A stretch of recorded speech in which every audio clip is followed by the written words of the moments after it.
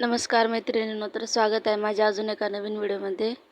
तर मैत्रिणींनो, आजच्या या व्हिडिओत तुम्हाला मी 40 साईज बोटनेक प्रिन्सेस कटचं अस्तर कटिंग सांगणार आहे, सविस्तरपणे सांगणार आहे. तर ही व्हिडिओ नक्की शेवटपर्यंत बघा. तर मी इथे 1 मीटर अस्तरचा कपडा घेतलेला आहे. तर बंद बाजू माझ्या साईडने आहे आणि खुली बाजू समोर आहे. आणि इथे मी आता कपड्याला सरळ करून घेतलेला आहे. तर उंची होती 14.5 इंच, 1 इंच वाढून घेतलं म्हणजे 15.5 इंच. बोटनेकसाठी मी गळा घेतलेले आहे.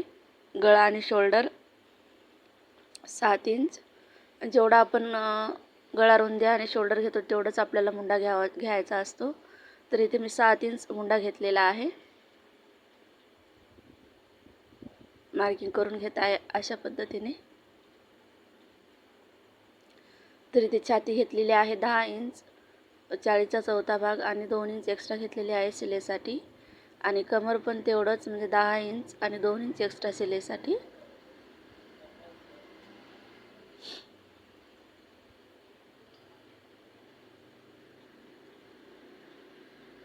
तर सगळ्यात आधी मी पाठीमागील भागाची कटिंग करत आहे. समोरील भाग आपल्याला वाढून घ्यावा लागतात त्याच्यासाठी. तर इथे मी 1/2 इंचावरती पाठीमागील मुंड्याचा आकार दिलेला आहे बोटनेकसाठी. अशा पद्धतीने पाठीमागील भागाची कटिंग झालेली आहे. मार्किंग आता कटिंग करत आहे.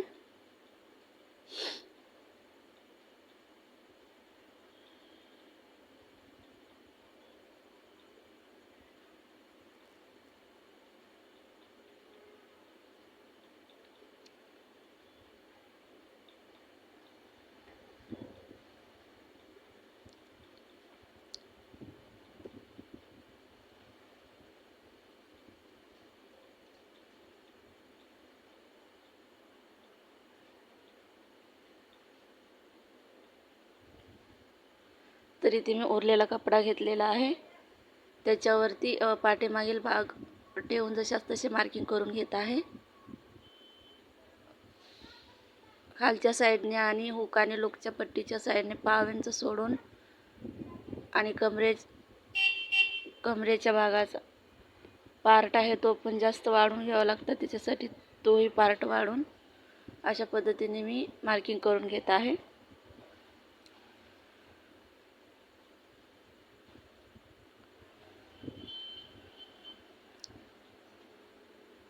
मार्किंग झालेली आहे. पाठीमागील भाग काढून टाकलेला आहे. तर आता मुंड्याच्या साईडने 1 इंच आणि कमरेच्या साईडने 1 इंच वाढून घेतलेला आहे प्रिन्स कटच्या शेपसाठी. आणि कमरेच्या साईडने अर्धा इंच आणि हुक आणि लूकच्या पट्टीच्या साईडने 1/2 इंच अशा पद्धतीने वाढून घेतलेला आहे मी.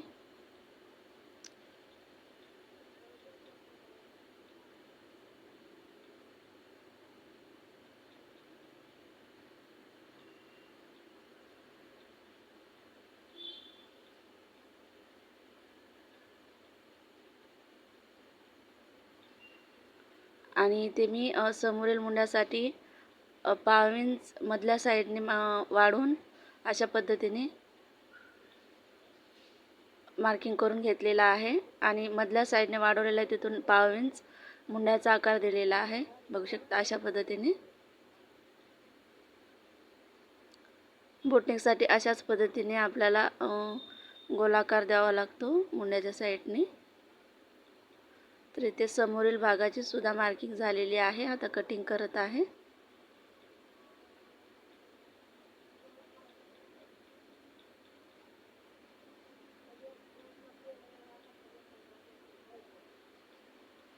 तर इथे मी प्रिन्सेस कटचा शेप देऊन घेत आहे. 4.5 इंचावरती मार्किंग केलेली आहे खालच्या साईडने. आणि अशा पद्धतीने 11.5 इंचावरती मी मार्किंग केलेली आहे. आणि वरच्या साईडने 11.5 इंच आलेला आहे तिथून मी 5 इंचावरती मार्किंग केलेली आहे. अशा पद्धतीने आता जोडून घेत आहे. साईडने 1 इंचावरती मार्किंग केलेली आहे. आणि आता प्रिन्सेस कटचा शेप देऊन घेत आहे.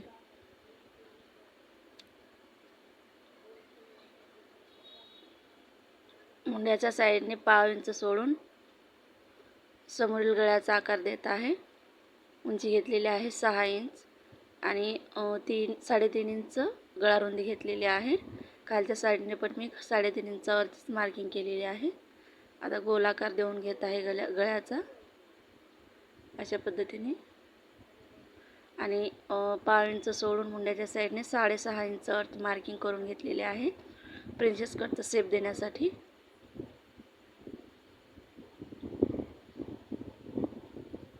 अशा पद्धतीने प्रिन्सेस कटचा आकार दिलेला आहे.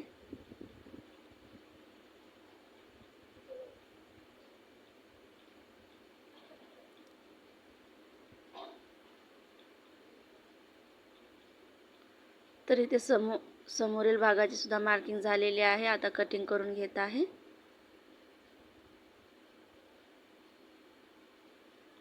तर मी बाहीसाठी पाठीमागील मुंडा मोजून घेत आहे पाव इंच सोडून. तर इथे मुंडा आलेला आहे 10.5 इंच. तर इथे मी कपड्याला डबल फोल्ड करत आहे, म्हणजे दोन्ही बाजू एकाच वेळेस कटिंग करून होतील अशा पद्धतीने. बघू शकता अशा पद्धतीने.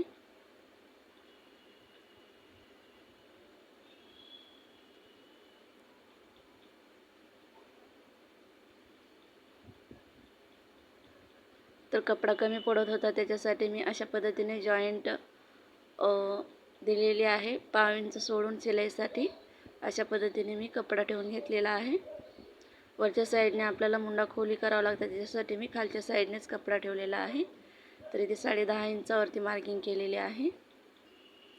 आणि आता बाही ब्लाऊजवरूनच मोजून घेत आहे अशा पद्धतीने. आणि पाव इंच वाढून घेत आहे शिलाईसाठी.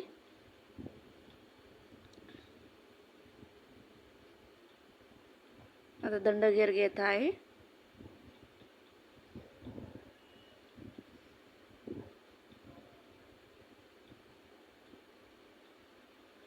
मुंडा सुद्धा मी ब्लाऊजवरूनच घेत असते अशा पद्धतीने.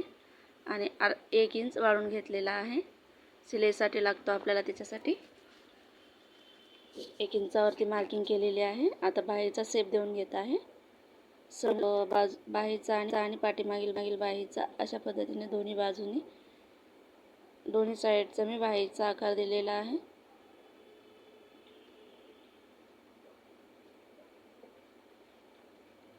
तर मैत्रिणींनो, व्हिडिओ कसा वाटला मला नक्की कमेंटमध्ये सांगा. आणि व्हिडिओ आवडला असेल तर लाईक, शेअर आणि सबस्क्राईब करायला विसरू नका.